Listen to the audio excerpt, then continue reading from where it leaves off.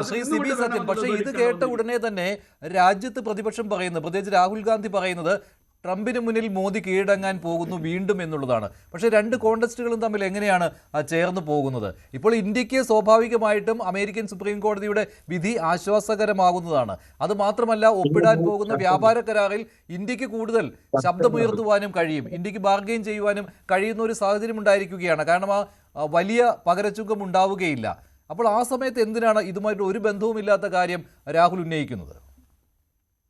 മഞ്ജുഷേ, മഞ്ജുഷ ഞാൻ ആദ്യമായിട്ട് French president Macron പറഞ്ഞ ഒരു വാചകം പറഞ്ഞു തുടങ്ങാം. അതായത് ഈ ട്രംപിനെതിരെയുള്ള ഇന്നത്തെ കോടതി വിധി, അതായത് പുള്ളി പറഞ്ഞത് ഈ പവറിന് കൗണ്ടർ വെയ്റ്റ്സ് ഉണ്ടാവുക, റൂൾ ഓഫ് ലോ ഡെമോക്രസിയിൽ ആപ്ലിക്കബിൾ ആവുക തുടങ്ങിയ മനോഹരമായ രണ്ട് കാര്യങ്ങളാണ് ഇന്നത്തെ വിധിയിലൂടെ സംഭവിച്ചത് എന്നാണ് അദ്ദേഹം പറഞ്ഞത്.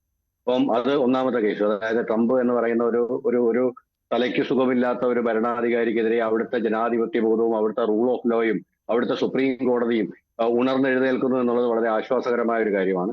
രണ്ടാമത്തത് ഇന്ന് രസകരമായി സംഭവിച്ച മറ്റൊരു കാര്യം, ഇല്ലനോയിസിലെ ഗവർണർ ഇന്ന് ട്രംപിന് ഒരു കത്തയച്ചിട്ടുണ്ട്. അദ്ദേഹം ഇല്ലനോയിസിലെ ജനങ്ങൾ ഇത്രയും കാലം ഈ ട്രംപ് ഈ അധിക ചുങ്കം ഏർപ്പെടുത്തിയതിനെ തുടർന്ന് അമേരിക്കൻ ഹൗസ് ഹോൾഡിന് ശരാശരി $1700 ഒരു വീടിന് വെച്ചിട്ട് അധികം ചെലവായിട്ടുണ്ട് എന്നാണ് കണക്കാക്കുന്നത്, ഈ ചുങ്കം അധികം ഏർപ്പെടുത്തിയത് മൂലം. അപ്പൊ അതുവഴി ഇല്ലനോയിസിൽ നിന്ന് മൊത്തം പിടിച്ച് നഷ്ടപ്പെട്ട $9 ബില്യൺ തിരിച്ചു തരണം എന്നാവശ്യപ്പെട്ടുകൊണ്ട് ഇന്നൊരു കത്തയച്ചിട്ടുണ്ട്. മൊത്തം $130 ബില്യൺ ട്രംപ് ഈ അധിക ചുങ്കത്തിലൂടെ ഇതുവരെ കൈപ്പറ്റിയിട്ടുള്ളത്, അല്ലെങ്കിൽ ട്രംപ് അഡ്മിനിസ്ട്രേഷൻ അമേരിക്കയിൽ അധികമായി സമ്പാദിച്ചത്. അപ്പൊ ഈ പണം തിരിച്ചു കൊടുക്കണം എന്ന് പറയുന്ന ഒരു മുറവിളി അമേരിക്കയിലെ ജനങ്ങൾക്കിടയിൽ വ്യാപകമായിട്ട് ഉയരുന്നുണ്ട്. അപ്പൊ ഇത് രണ്ടും നിലനിൽക്കെ തന്നെ ഇനിയിപ്പോ താങ്കൾ ചോദിച്ച ചോദ്യം രാഹുൽ ഗാന്ധിയുടെ പ്രശ്നമാണ്.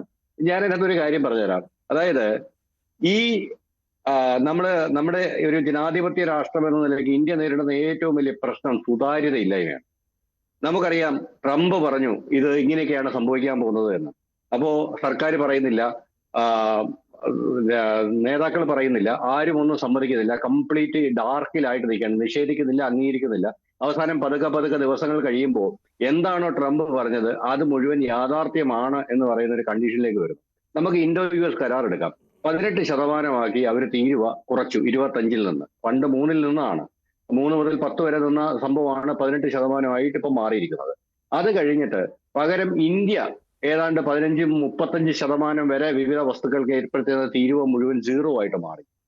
ഈ 0 ആയിട്ട് മാറിയിട്ട് ഇന്ത്യ 500 ബില്യന്റെ സാധനം അമേരിക്കയിൽ നിന്ന് ഇറക്കുമതി ചെയ്യണം എന്ന് പറയുന്ന ഒരു പുതിയ സംവിധാനം കൂടെ അംഗീകരിച്ചു.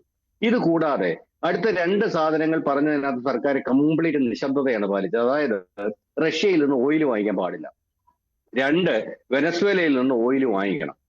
ഇനി ഈ 2 സംഭവങ്ങളെ കുറിച്ച് നമുക്കൊരു കണക്ക് നോക്കാം. അതായത് 2022-ലാണ് ഇന്ത്യ റഷ്യയിൽ നിന്ന് ഓയിൽ വാങ്ങിക്കാൻ തുടങ്ങിയത്.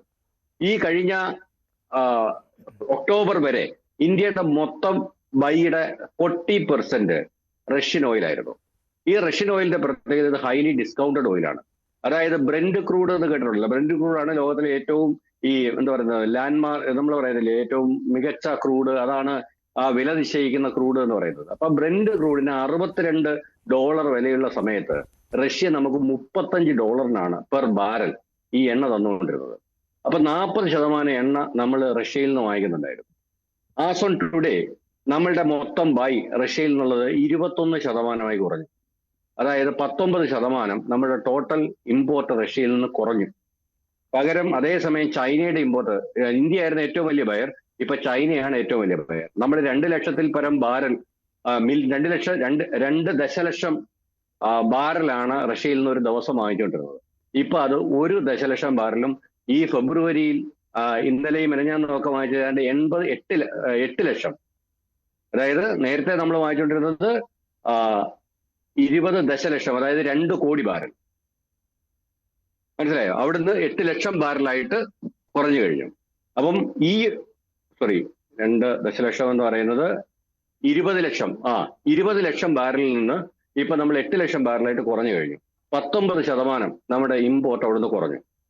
എന്നിട്ട് അതേസമയം തന്നെ നമുക്ക് വേറെ രസകരമായ കണക്കുകൂടെ നോക്കാം. അതായത് ലാറ്റിൻ അമേരിക്കയിൽ നിന്നുള്ള ഓയിലിന്റെ ഇന്ത്യയുടെ ഇറക്കുമതി 10% ഉയർന്നിരിക്കുന്നു. ഇതുവരെ ലാറ്റിൻ അമേരിക്കയിൽ നിന്ന് നമ്മൾ വാങ്ങിച്ചിട്ടുള്ള ചരിത്രത്തിലെ ഏറ്റവും വലിയ ഓയിൽ ബൈ ആണ് ഇപ്പോൾ നടന്നുകൊണ്ടിരിക്കുന്നത്, 10%. അതായത് നമ്മുടെ സർക്കാർ എന്തൊക്കെയാണോ മിണ്ടാതിരുന്നത്, പറയാതിരുന്നത്, ഞങ്ങളിങ്ങനൊന്നും അല്ല, ഞങ്ങൾ മലമറിച്ചുകളയും എന്നൊക്കെ പറഞ്ഞിട്ട് യഥാർത്ഥത്തിൽ ട്രംപ് എന്ത് ആജ്ഞാപിച്ചോ അത് അതേപടി അനുസരിക്കുന്ന, ഇരിക്കാൻ പറയുമ്പോൾ മുട്ടിലെഴയുന്ന ഒരു സർക്കാരിനെയാണ് നമ്മൾ ഇന്ന് ഇന്ത്യയിൽ കാണുന്നത്. എത്ര ദയനീയമായ അവസ്ഥയാണെന്ന് ആലോചിച്ചു നോക്കുക. അതായത് ട്രംപിനെ പോലെ ഒരു ഭ്രാന്തൻ ഭരണാധികാരി ഉത്തരവിടുന്ന എല്ലാ കാര്യങ്ങളും അതേപടി അനുസരിക്കുന്ന, അതേപടി മുട്ടിലെഴഞ്ഞ് അനുസരിക്കുന്ന, അതേസമയം തന്നെ ഇന്ത്യയിലെ ജനങ്ങളോട് ഇതിന്റെ യാതൊരു വിശദാംശങ്ങളും പറയാതെ ഒളിപ്പിച്ചു വെക്കുന്ന, എന്നിട്ട് ഈ പറഞ്ഞതുപോലെ സമൂഹ മാധ്യമങ്ങളിലും കേഡർ വഴിയും ഭയങ്കരമായിട്ട് 56 ഇഞ്ചിന്റെ 58 ഇഞ്ചിന്റെ ഒക്കെ മഹത്വം വിളമ്പുന്ന ഒരു വെറും പ്രൊപ്പഗാൻഡ ലെവലിലേക്ക് നമ്മൾ മാറിയിരിക്കുകയാണ്. ശരി, ശ്രീ ഷാഹുൽ പ്രസാദ് അതിനുള്ള മറുപടി. കാരണം കഴിഞ്ഞ ദിവസങ്ങളിൽ കൂടുതൽ വാർത്തകൾക്ക് News 18 Keralam YouTube channel subscribe ചെയ്യുക.